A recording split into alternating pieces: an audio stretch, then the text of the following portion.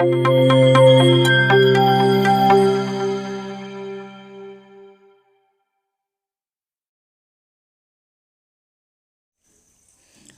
दोस्तों, हमारे चैनल तैयारी पे आपका स्वागत है। और इस पे हम करंट अफेयर्स की तैयारी करेंगे। आज डेट 16 सितंबर है, तो आज के करंट अफेयर्स के इम्पोर्टेंट क्वेश्चन को देखेंगे। आइए शुरू करते हैं। पहला प्रश्न, हाल ही में राष्ट्रीय पुरस्कार प्राप्तकर्ताओं को मासिक वजीफा देने की घोषणा किस राज्य सरकार ने की है? तो इसका सही आंसर है पंजाब। पंजाब की राजधानी चंडीगढ़। पंजाब के सीएम भगवंत मान। पंजाब के गवर्नर बनवारी लाल पुरोहित। पंजाब का खेल विभाग 29 अगस्त को खेड़ मेला आयोजित करेगा। पंजाब सरकार ने फिजिकल स्टाम्प पेपर खत्म किया है। पंजाब के शिक्षा बोर्ड ने सिख इतिहास की 3 किताबों पर प्रतिबंध लगाया है। पंजाब में एक विधायक एक पेंशन स्कीम लागू की गई है। अगला प्रश्न देखते हैं। हाल ही में G20 अध्यक्षता के दौरान भारत किस देश को अतिथि के रूप में आमंत्रित करेगा? तो इसका सही आंसर है बांग्लादेश।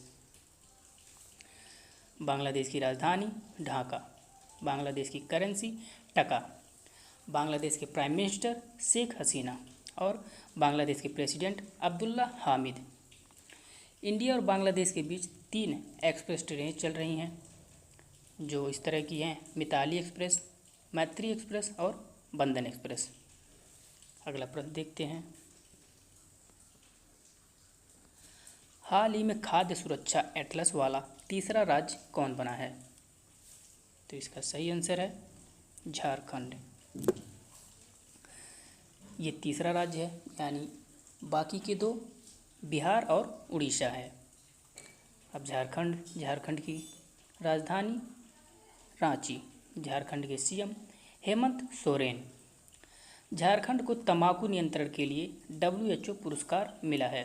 झारखंड का जामताड़ा जिला हर गांव में पुस्तकालय वाला पहला जिला बना है। झारखंड में गुरुजी स्टूडेंट क्रेडिट कार्ड योजना शुरू हुई है। झारखंड सरकार ने ब्रिटिश उच्चायोग के साथ छात्रवृत्ति समझौता किया है। जून माह की रबर मिशन डेल्टा रैंकिंग में झारखंड शीर्ष पर है।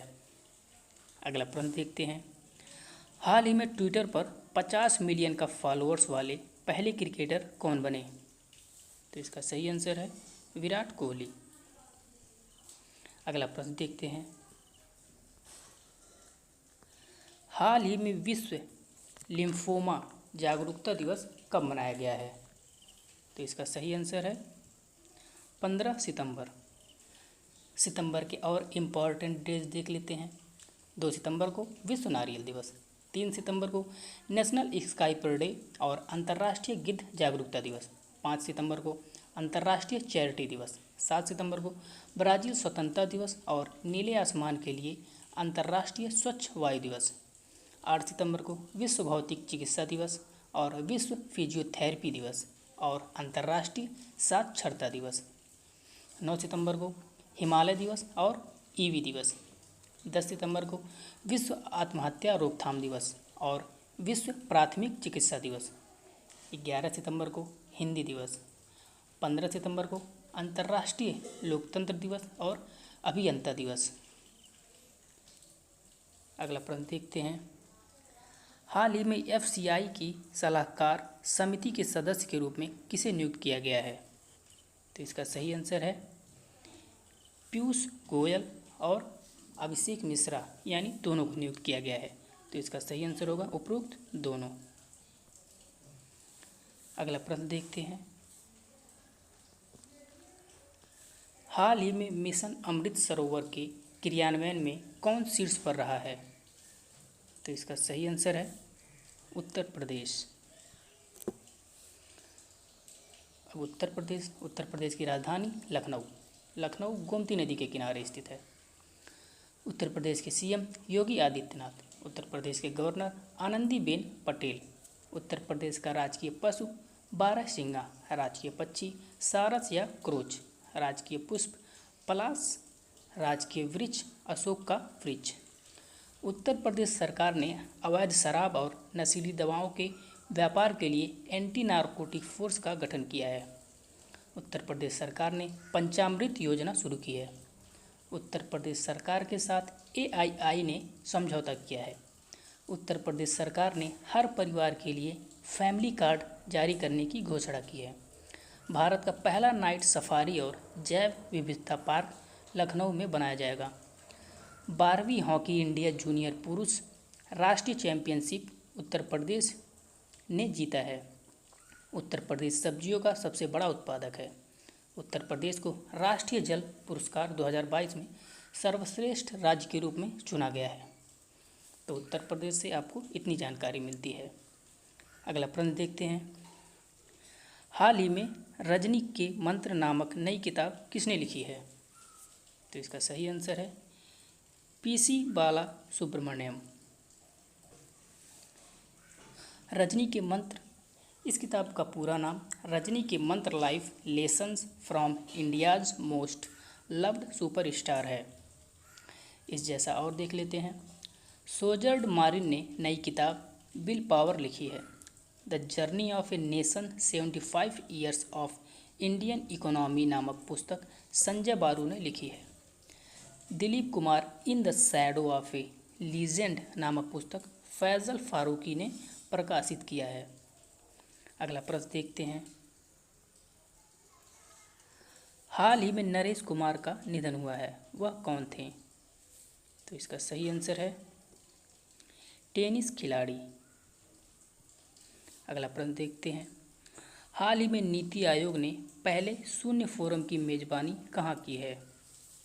तो इसका सही आंसर है नई दिल्ली। अगला प्रश्न देखते हैं।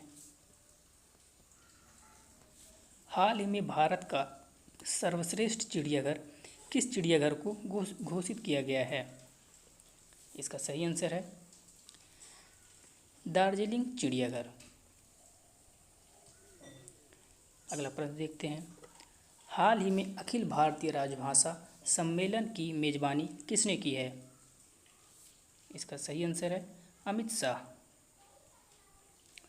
यह सम्मेलन सूरत में किया गया है। अगला प्रश्न देखते हैं। हाल ही में पूर्व अंपायर असद रऊफ का निधन हो गया है, वह किस देश के हैं? इसका सही आंसर है पाकिस्तान। पाकिस्तान की राजधानी इस्लामाबाद। पाकिस्तान की करेंसी पाकिस्तानी रुपया। पाकिस्तान के प्राइम मिनिस्टर शहबाज शरीफ। इंडिया और पाकिस्तान की सीमा रेखा को रेड क्लिफ कहते हैं। पाकिस्तान और अफगानिस्तान की सीमा रेखा को डूरंड कहते हैं। इंडिया और चाइना की सीमा रेखा को मैकमोहन रेखा कहते हैं। यूएस और कनाडा की सीमा रेखा को 49 यानी 49 पैरेलल कहते हैं।